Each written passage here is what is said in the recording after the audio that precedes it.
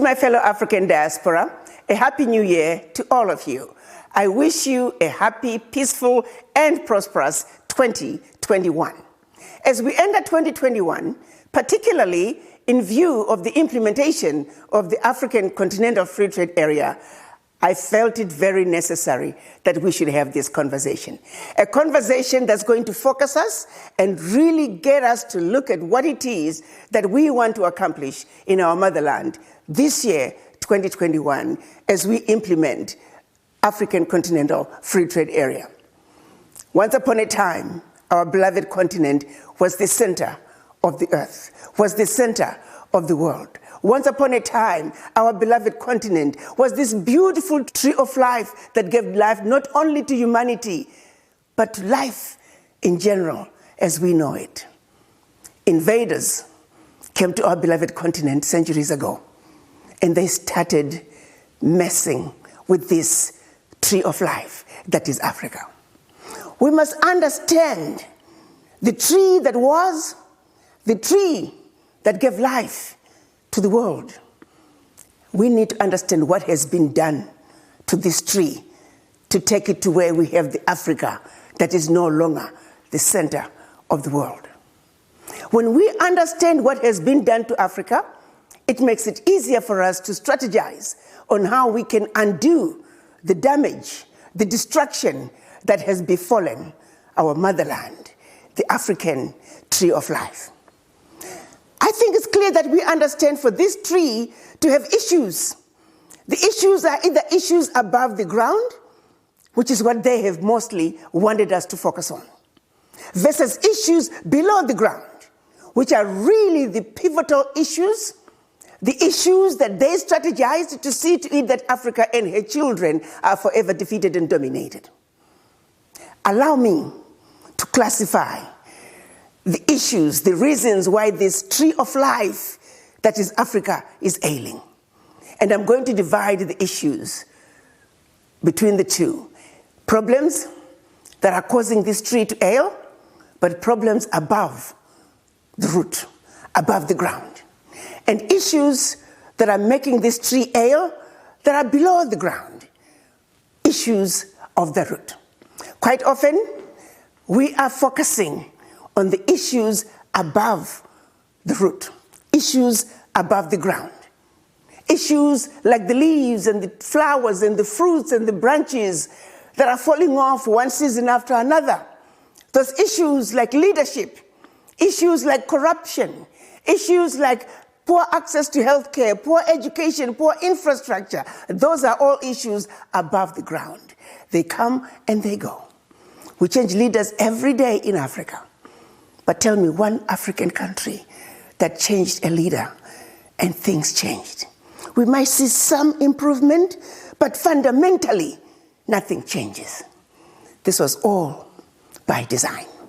Where we are lacking in our understanding of our Africa is the issues below the ground, the issues of the root, the issues that were predetermined by those who came to colonize Africa, those who came to settle in our beloved continent.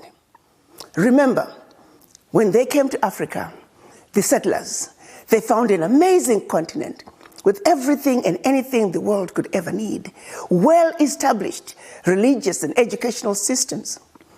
And they wondered, how on earth can we ever conquer such an amazing continent unless we come up with a strategy that will see to it that Africa and her children are forever defeated and dominated.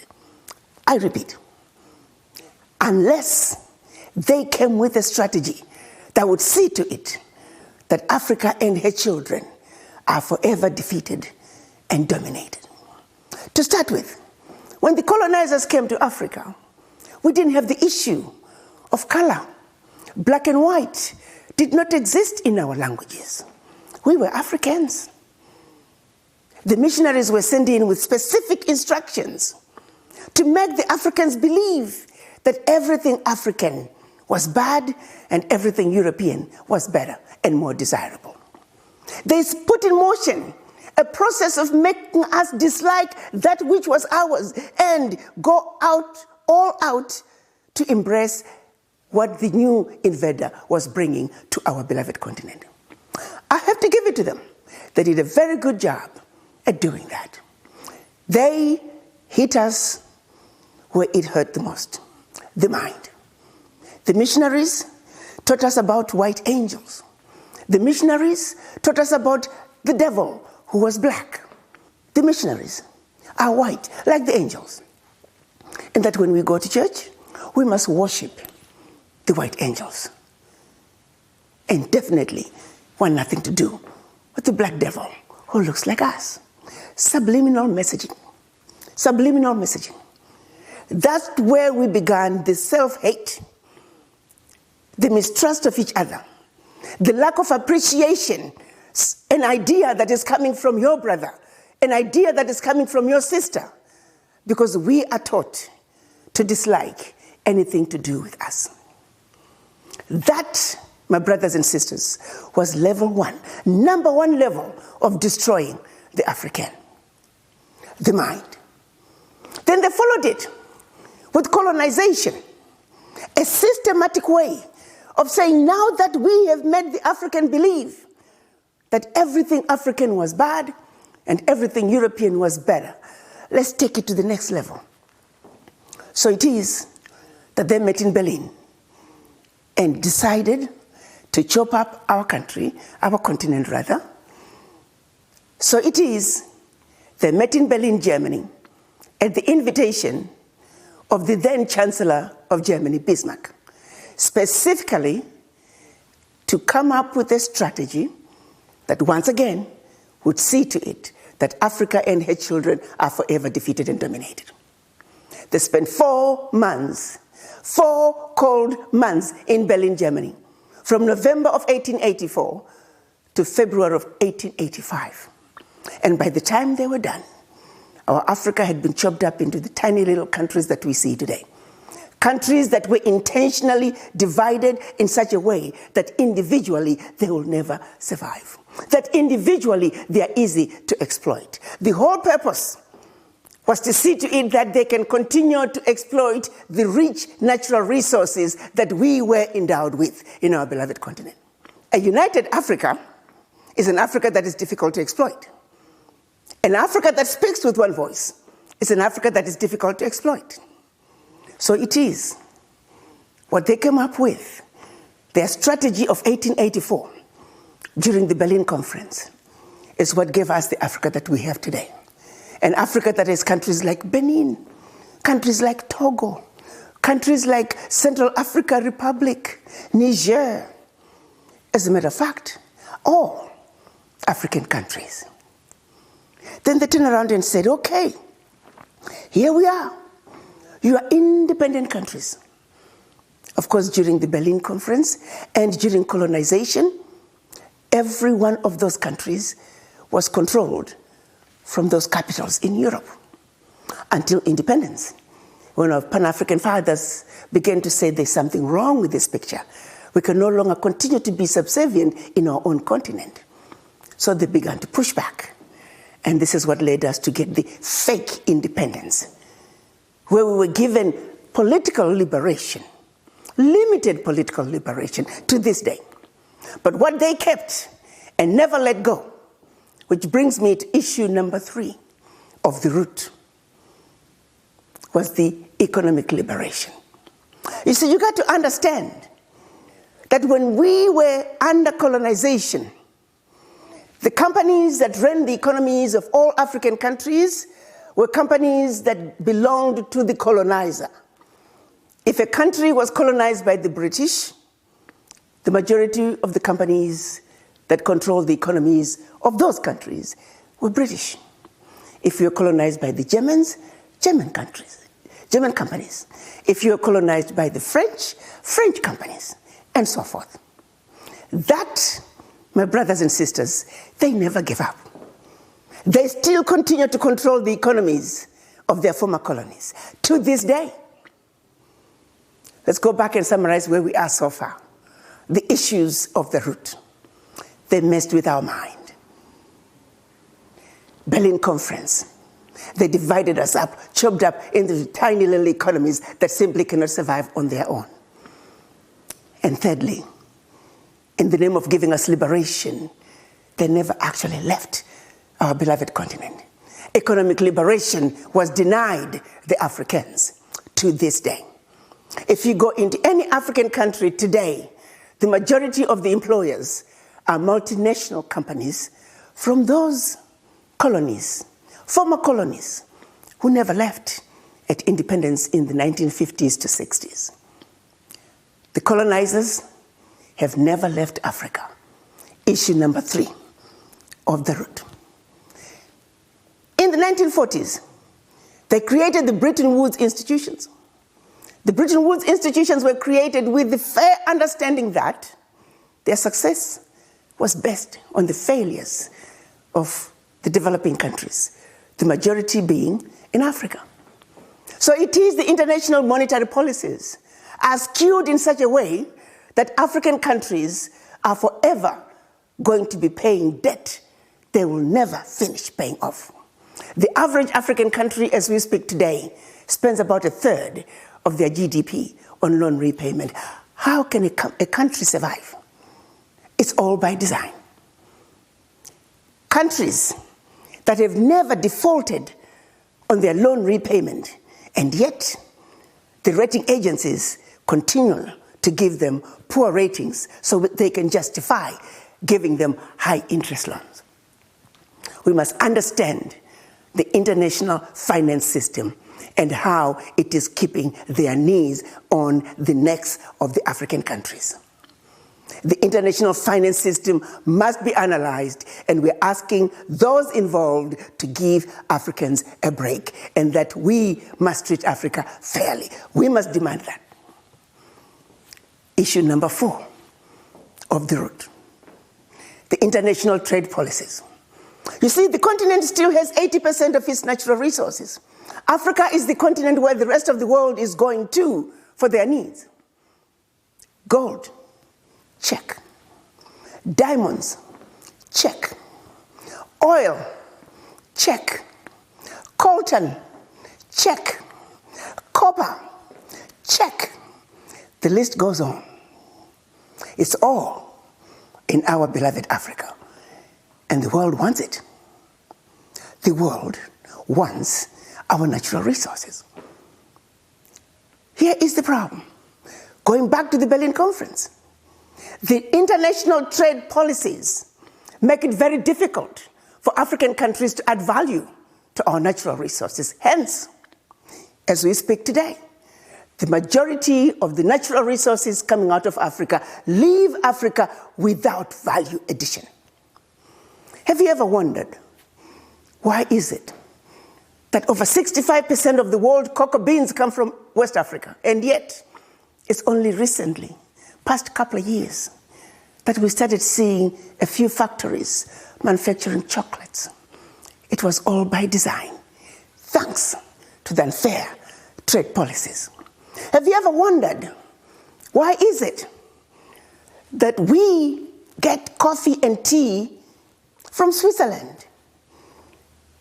Have you seen the large coffee fields in Switzerland? A good portion of that is coming from our beloved continent, East Africa.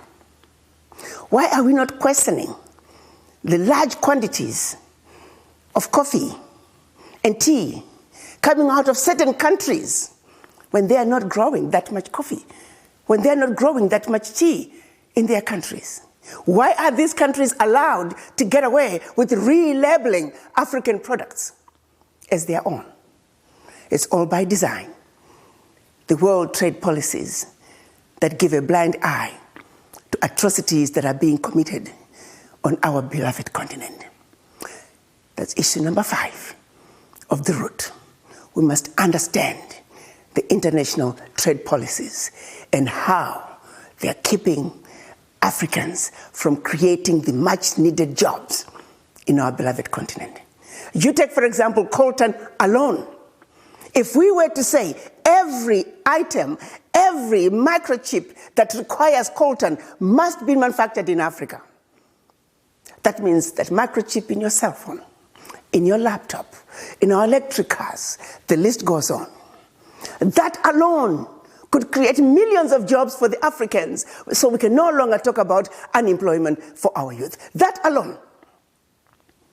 Have you ever wondered, if we were to say everything that requires chocolate must be manufactured in Africa, do you know how many jobs we could create? Those who are manufacturing chocolates outside Africa, all they're adding is water and milk. Do people even know that? Does the world even know that? Cities are built out of African cocoa beans. Does the world know that? Why is that being allowed? It's the unfair trade policies. I could go on and on and on about the natural resources out of Africa that are creating jobs for the rest of the world. That has got to change. And we African diaspora must understand it, appreciate it, and do something about it. Issue number 6. See, we all talk about, we want change in Africa. We want better health care. We want better education. We want better infrastructure. Well, guess what? No amount of money put into Africa will give us the health care we desire. Why? It's because the majority of the healthcare workers are outside Africa. Like I often say, there are more Ghanaian doctors in New York City than in Ghana, the country. There are more Nigerian doctors in Los Angeles than in the country of Nigeria. How then do you improve healthcare if there are no doctors? Let's be realistic, my brothers and sisters. This is a moment for you to stop and think. We can't expect quality healthcare to just happen out of nothing. We have to participate.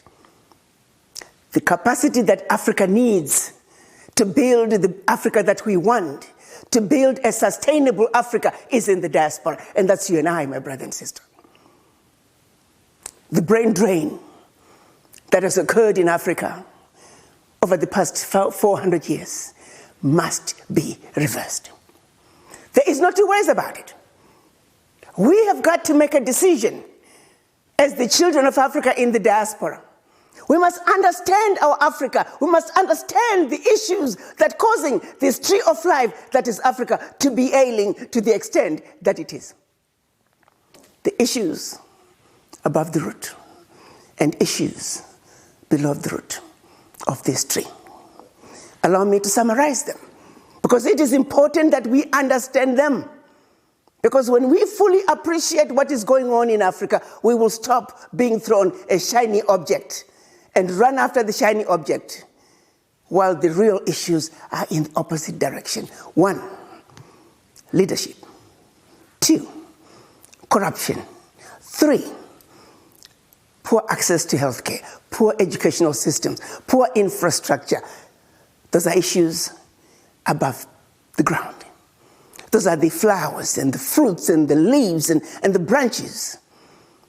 If they allow, or rather, if we allow ourselves to concentrate on issues above the ground and totally ignore the issues below the ground, which are, once again, the mind.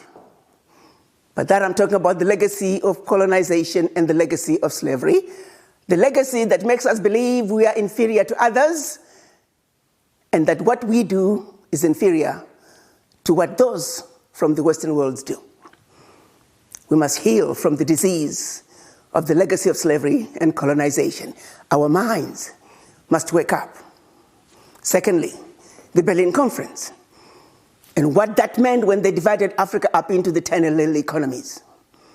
China cannot go into the same boxing ring with Benin. The United States cannot go into the same boxing ring with Central African Republic. It simply doesn't make sense. It was all by design. Then the colonizers, who never left our Africa, they continue to control the economies of all African countries to this day. And until the African has control of our own economies, nothing we want to do is going to give us the Africa that we need, the sustainable Africa that we want. We must own the factories that manufacture our fabrics. We must own the brick plant that's making the bricks that we need to build our houses. We must build our own planes. We must build our own airports. We must build and own the railway lines and the trains. Manufacturing is where it's at. We must own the fundamentals of our economies in Africa. Sadly, the multinationals that go back to colonization have never left our beloved Africa. Issue number 3. Issue number 4, the international finance policies that disadvantage developing countries, the majority of those countries being in Africa. The international trade policies that are so unfair to developing countries. And once again, the majority are in Africa. And as we speak today, Africa is where everybody is going. All other parts of the world are going for their needs. And last but not least, the brain drain. Here, my brothers and sisters, you should own this. If we don't come together and speak with one voice, if we don't come together and realistically look at the issues that are causing this African tree to ail, we have no one to blame but ourselves. And so now I have described the issues, the causes for this African tree of life to be in the intensive care. I can tell you the solutions are easy. Once we understand what is being done to our tree, once we understand why this tree of life is not giving us the sweet, juicy fruits like it used to once upon a time, what this moment is calling for, my brothers and sisters, is for unity. Unity among black people. Unity of purpose. If we do not unite as black people, we will continue to be the most disrespected race on earth. You know it. I don't have to overemphasize that. The question I have for you is, are you happy with the status of black people today on earth? Are you happy with the world the way it is today? Are you happy living this world the way it is for your children, grandchildren, and generations to come? I hope. The answer is no. 20 years from now, your children and grandchildren are going to ask you, grandfather, grandmother, there were issues with our beloved continent, Africa. There were problems with the race, our race, as black people. What did you do, grandmother? What did you do, grandpa? For you to be able to answer that question, that journey begins now. My hope is 20 years from now, you can say, granddaughter, grandson, sit down. These were the issues in our beloved Africa. These were the issues with black people. Together with my brothers and sisters, we came together. We pulled our financial resources together. And this is what we did. While the mission is not yet accomplished, this is where we left off. And this is where you, together with your brothers and sisters, need to come together and pick up where we left off. But we should also guarantee them 2 things. 1, they will always have our shoulders to stand on. And secondly, we will always have their back. The journey to be able to answer that question to our children and grandchildren begins today. ADDI is the entity that I've created. So we can all come together as children of Africa in the diaspora and speak with one voice and realistically discuss issues pertaining to our beloved continent, issues pertaining to our race, and why we must once and for all let the world know that black people are saying, no more shall we continue to be disrespected. No more shall Africa continue to be exploited. And no more shall we be treated as second-class citizens. African Diaspora Development Institute is the entity that is going to be the bridge between the children of Africa in the diaspora and our beloved continent of Africa. It is important that we speak with one voice. The rule of divide and conquer has been winning among us for far too long. The issue of a divided Africa, the issue of a divided people of African descent around the globe is an issue that we and only we can address and take care of. Naturally, you don't expect those who set out to divide us to do something about it. So not only do we need to unite, and for unity, I'm asking you to go to ADDI, ADDI.org, and register. Registration is free. We just want to be able to reach out to you and begin to get you to be part of what is going on and how we can come together and do something about our beloved Africa, how we can come together and build the Africa that we want, how we can come together and build a sustainable Africa. Until we participate in the building of Africa, sustainable Africa is never going to be built. Those who sought out to exploit Africa, they built an Africa that worked for them. The Africa they built never worked for us. So we must build the Africa that we want. And once we unite, the next thing is financial resources. We are not poor people by any stretch of imagination. To women I say, look at how many clothes, handbags, dresses, shoes in your closet that still have tags on. Can you imagine if everybody committed to $83 a month and we get 1 million people out of the over 300 million in the diaspora, just 1 million to commit to $83 a month. That's $1 billion a year. Now let's make it 5 million people. Let's make it 5 years, 10 years to perpetuity. How do you think the Jews got to be as powerful as they are now after Holocaust? They came together. They understood that sheer survival was in their unity. Not only unity physically, but also financial unity. They pulled their funds together, and they have built a strong, powerful Jewish community. We have examples all around us. Ask for the voices of the Chinese diaspora loud and clear. Ask for the voices of the Indian diaspora, the Irish diaspora, German Americans, Italian Americans, loud and clear. But when you ask for the voices of the African diaspora, you might as well go to the graveyard. We are missing in action. We are waiting for somebody to come take care of our problems because we've been programmed to think that way. Examples that we see every day. Somehow, we don't have the energy to say, we can do it too. We're suffering from the disease of the legacy of slavery and the legacy of colonization. We are in the intensive care, my brothers and sisters. We have got to understand this. We have got to heal ourselves from this disease. Until we do, our ability to help ourselves is always going to be hindered. And that means we all must understand our history and the journey that we have been through. For that, I've written a book that's called Africa 101, The Wake Up Call. I feel very strongly that most of us, we're still in our slumber. We're still fast asleep. We continue to do some of the most stupid things as black people. You tell me why. I get ignored by my own son at the airport when I want my son to help me with my luggage.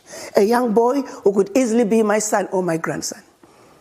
Because they are waiting for the British Airways flight that just landed. White people tip better. They're waiting to wait on the British people that are coming from London, and they ignore me. You tell me why. I'm ignored at a restaurant because of the color of my skin, by one who looks like my own daughter, by one who looks like my own son. Tell me why. I have a better chance of getting a contract in Africa if I have a white man as my partner, if I have a white man sitting next to me when I go for an interview. How insane is that? Tell me why. A black man will go out of business in a black neighborhood the minute a Chinaman comes in. Because we black people will start patronizing the Chinaman. We'll turn it around. Have a black man go to Chinatown. First of all, you're lucky to get a license to start a shop in Chinatown. But any luck should you open a shop in Chinatown, 0 Chinese will patronize you. We know all those facts. Why is it that we can't behave like others do? Unity of purpose. My brothers and sisters, may I remind you that we're part of somebody else's strategy. Strategy designed to see to it that Africa and her children are forever defeated and dominated. Let us be the generation. Let's make a commitment that we are going to be the generation that's going to end this scourge. We are going to be the generation that's going to teach our children that we have been lied to. But we're not going to accept those lies anymore. Let's speak nothing but the truth to our children.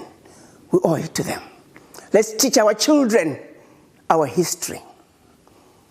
ADDI is the entity that I hope we can all come together and begin to strategize on how we can take care of our beloved African tree of life that is in the intensive care. We got this. We can do this. 2 things we gotta do: unite and bring our financial resources together. All of it will work if we can heal ourselves of the legacy of slavery and the legacy of colonization.